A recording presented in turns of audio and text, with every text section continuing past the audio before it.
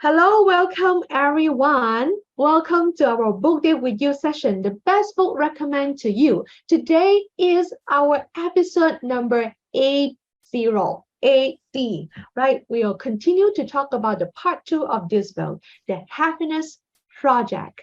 Yeah, we last episode we shared about in the month of August and September what Gretchen Rubin, the author of this book, are sharing. So today we're going to continue for the October, November, and close up with the December very practical tools. First, we talk about the October. Gretchen talked about the mindfulness in this chapter a lot. When she talked about mindfulness, I want to read for you. Mindfulness brings many benefits. Scientists point out that it calms the mind and elevates the brain function.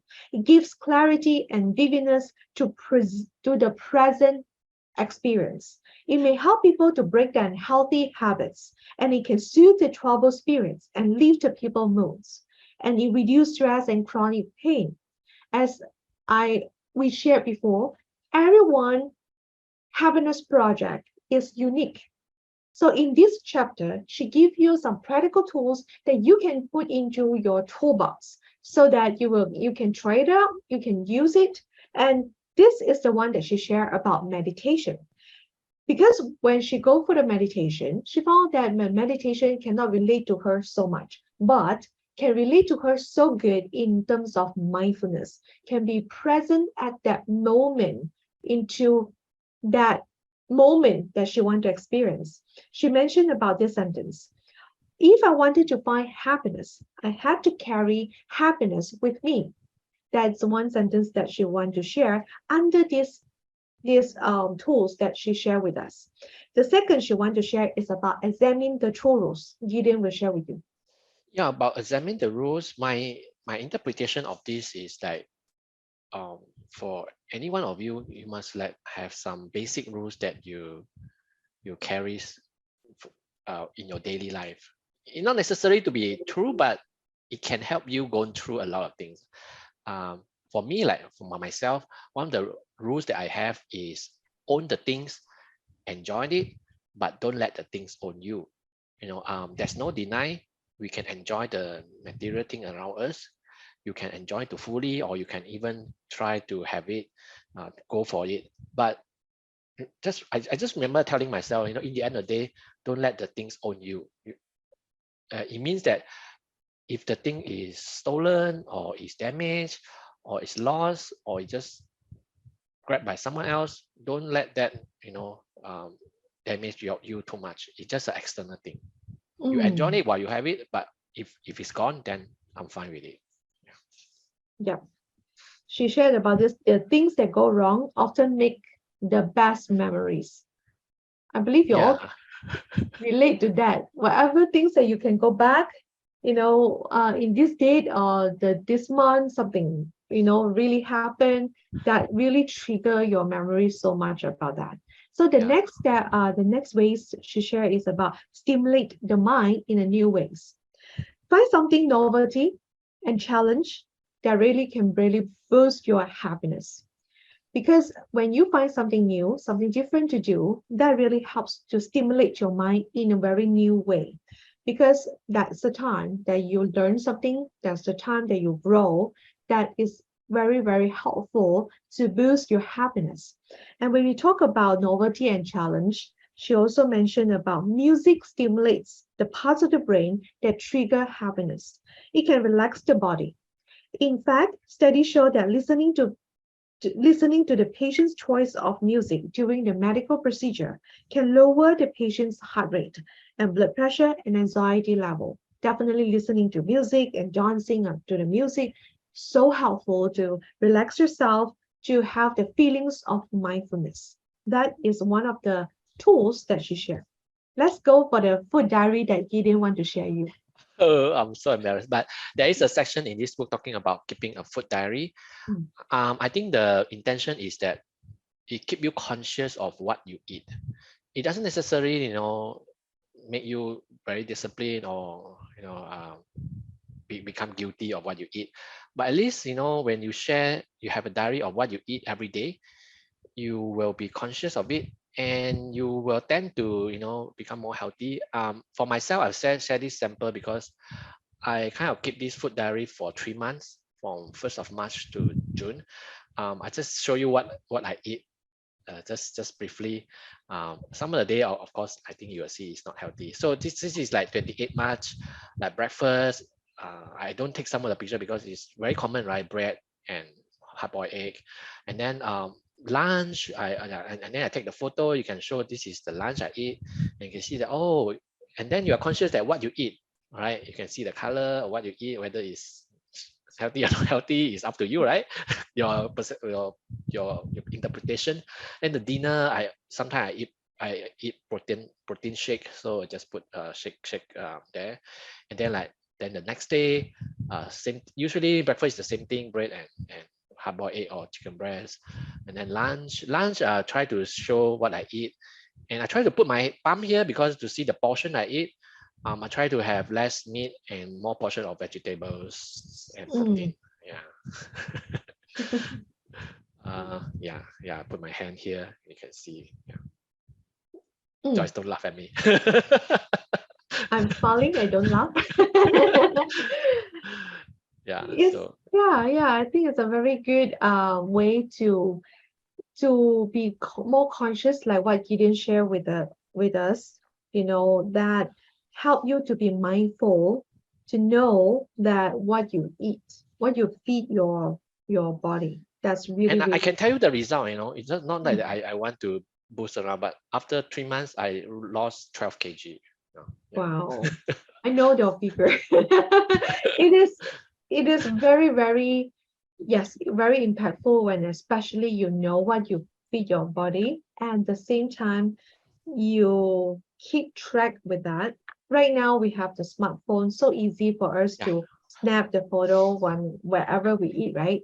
I remember last time when I studied my nutrition course, that time, you know, lecturer asked me to put our food diary. You know how I keep the food diary? I literally have to write down what I eat. Write it down. Let's say I eat broccoli with mushroom, that cauliflower with what, Wow. Yeah. More detail. steamed fish with ginger or what. It's like a long, long list until I don't feel like writing it. I don't feel like I want to record it. That is so messy. But Yeah. when you snap a photo, you can see in a glance like that, so much easy, right? Yeah. Okay, now let's go to the November side. November, Gwenchen share a lot on. She don't focus much on her action. She focused so much into her attitude. So because she said about this, she wanted to cultivate a light-hearted, loving, and kind spirit. So that is the attitude that she wants to cultivate. So the first, she always mentioned about this, act the way you want to feel. So if I want to feel happy and lighthearted, I need to act that way. Say, for example, the example that she gave is laughing out loud. You can laugh yourself because when people laugh together, people tend to talk and touch and make eye contact more frequently. That is the part that she mentioned about laugh out loud. So go and practice it. It's definitely very helpful. Let's go to the next example. I think the some example they given is to give positive reviews. Mm, And I think it's easier to complain than to appreciate things.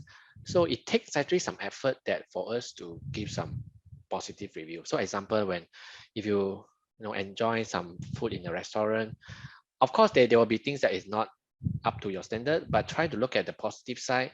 Maybe the service is good, or the the the waitress is humble enough, or they take your consideration a lot. So all these require humanity actually.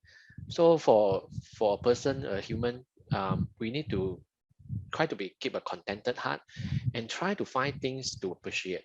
I'm sure there is thing that is good.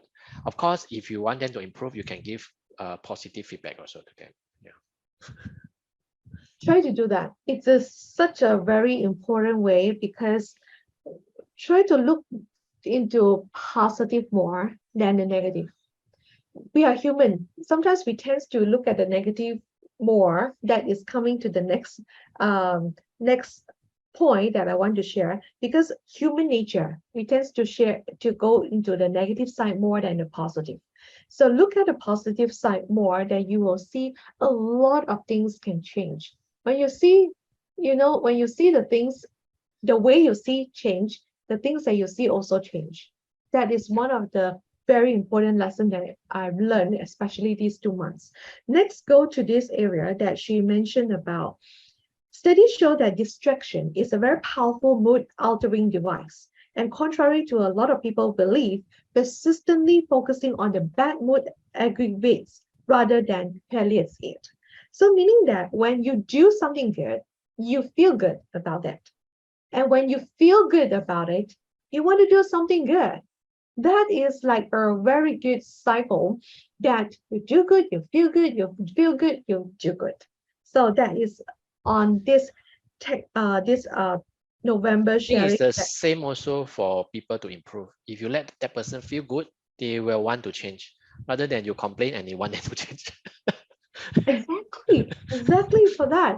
Because I am a nutrition coach that help people to make the sheet into the transformation that Yeah, they want in their health, their energy level. That I can see that when they have fun, they enjoy the process, they appreciate more, and they want to make the yeah, change. yeah. Okay, so let's go to the December.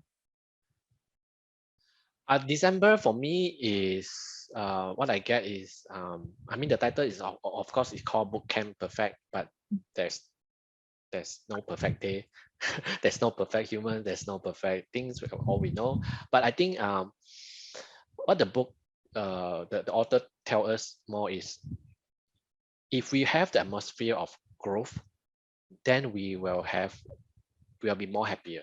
Mm, And she give an example like goal versus resolution. mm, I think a lot of people talking about goal, but to the author, she would rather that we keep a resolution than meeting a goal. Because meeting a goal means that once you reach that, you are done. Example, let's say you say, oh, okay, this year I want to run a full marathon, 42 km. So if you've done that, then it's like you have nothing to go on, so you feel empty. I think this is quite there are many examples already, like even the astronaut will go to the moon. After they reach the moon, they have nothing in their life to continue. They become depressed. I mean, this is a real case. They become depression.